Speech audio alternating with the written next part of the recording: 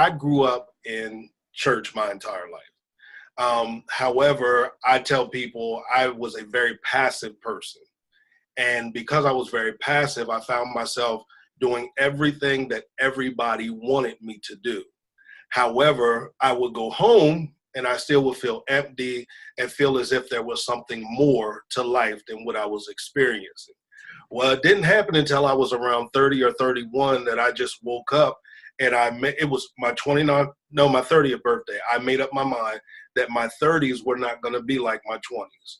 I was going to focus more on myself and my purpose and not becoming extremely selfish, but becoming selfish for the sake of who I am, what I like, what I dislike. Because honestly, I didn't even know what I liked and disliked because I had just become such a robot to what everybody wanted corporately that it was like, I don't know what I like. And I remember one day just waking up and being just in a daze because it was like, well, what do I want to do? I don't know what I want to do. So I knew that I love to teach. I love to inspire. I love people. I love to communicate with people. I love to pull things out of people that they don't even realize is there. So I said, well, how can I capitalize on that in the sense of fulfilling my purpose? So one of the things I realized was I had to become vulnerable enough to be honest about where I was in life. And honest about the emptiness, because if you saw me, many times you wouldn't know that I was empty. Why? Because I knew how to put the face on in public. I knew how to play the role. So I had to realize first, become vulnerable enough to say, it's okay that I'm not okay. And then as I'm becoming vulnerable enough to do that, I realized that I was able to help more people by that, because now they realize you are human. And it's funny because you don't realize sometimes how much you can present yourself. Well, I didn't realize how much I could present myself as unhuman to other people until that shift or that change happened in my life. You have many different faces on your page. Serious, happy, challenging even. Yes. But Clifton, the picture by those words that I've just read, I sort of experienced someone who was sad. Can you tell us about that? Sure. I probably about 2 years ago, I went through a divorce. And that was another pivotal moment in my life to where I realized, I can say growing up, I was passive. When I got married, I became passive aggressive. When I got divorced, I became aggressive. And then I found that balance in my life. So my picture probably was a time during that time where I was sad at number one, I don't like divorce. That's number one. And I was at a place where I felt like it was failure on both of our parts because we didn't make it. So I had to learn how to get beyond that. But one of the things that I made up in my mind back when I went through my transformation was that I will not hide how I'm actually feeling, even with my facial expression, because publicly, like I said, it was always a smile.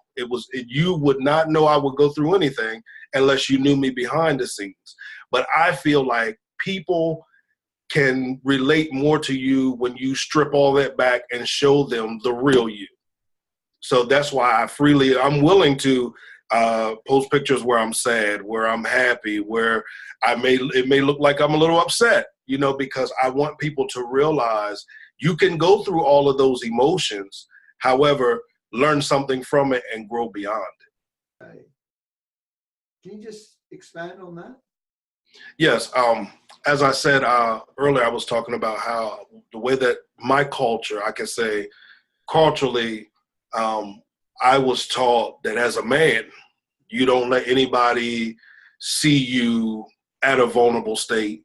You always put on that front, like everything is okay. You got to learn how to handle it. You don't cry. You don't do anything that expresses emotions, even when things hit you hard. And as I grew up, I had to understand that it was okay. It was okay that I cried. It was okay that I was emotional. I'm one that went honestly went to therapy. I realize and I encourage people to go see a therapist, especially if you are a coach, if you are the minister that everybody dumps on and pours their heart and issues out to. You need someone that you can pour your heart and issues out to. And I tell anybody, you always find somebody with that skill set. Don't go to somebody that does not have that skill set, or maybe even that level of integrity of confidentiality. And one of the things with therapy was I had to realize that's okay for me, regardless of what I was taught, regardless of what people may think, how people may feel, what people may say. It was okay that I needed to go. And I remember my first session, and he told me, he said, it's going to take you a while to warm up to me, and you probably won't tell me a lot of things until, further on in the sessions. That first session, I think I dumped almost every year's out on him. And he said, I've never had this case before, but I realized I was in a safe environment, or to me, a secured environment. The same thing I say about our ministry, a secured environment where it was okay for me to just freely be myself without the persona, without any of the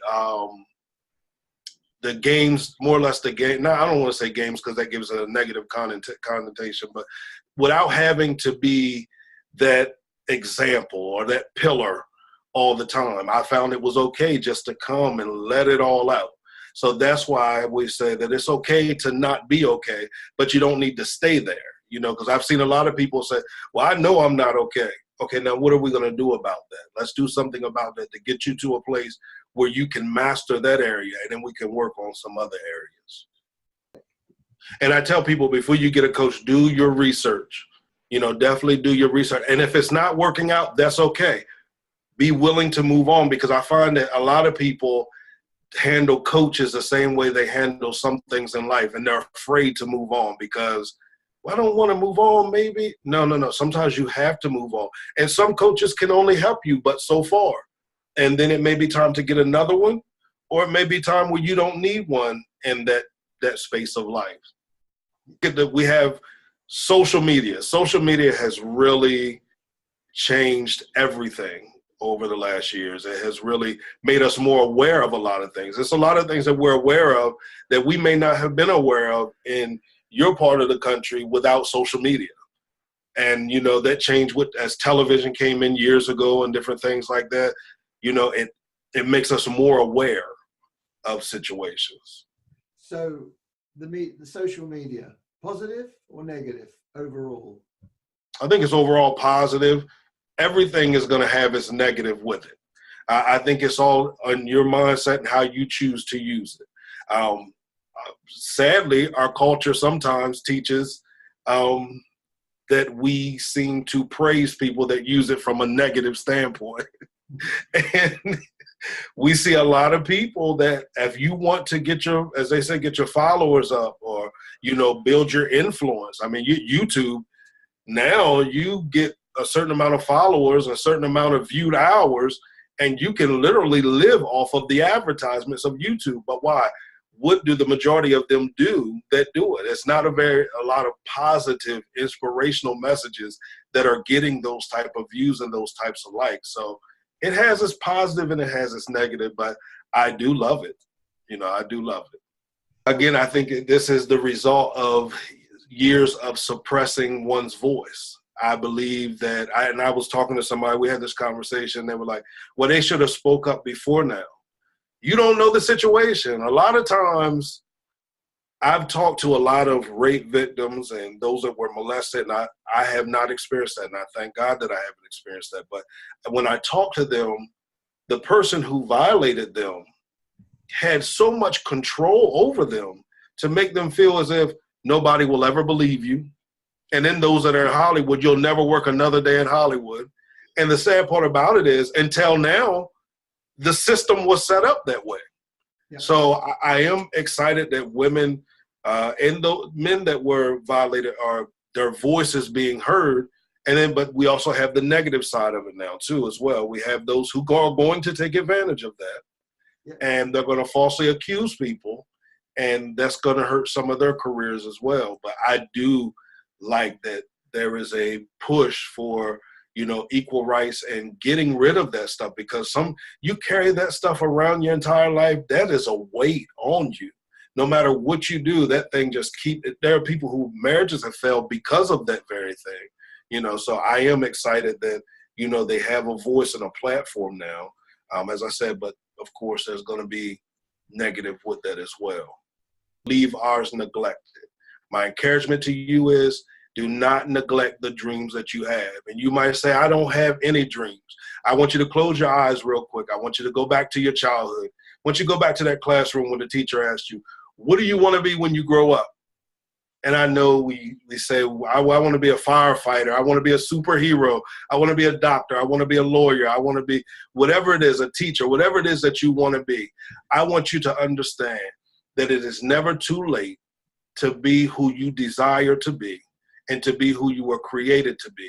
It's going to be some work involved in it. Don't think just because you make up your mind today that you want it, that you're going to get it. No, there's a process behind it. And I want you to know that you are well able to do it. Pick that dream back up again and wake up and begin to do some work.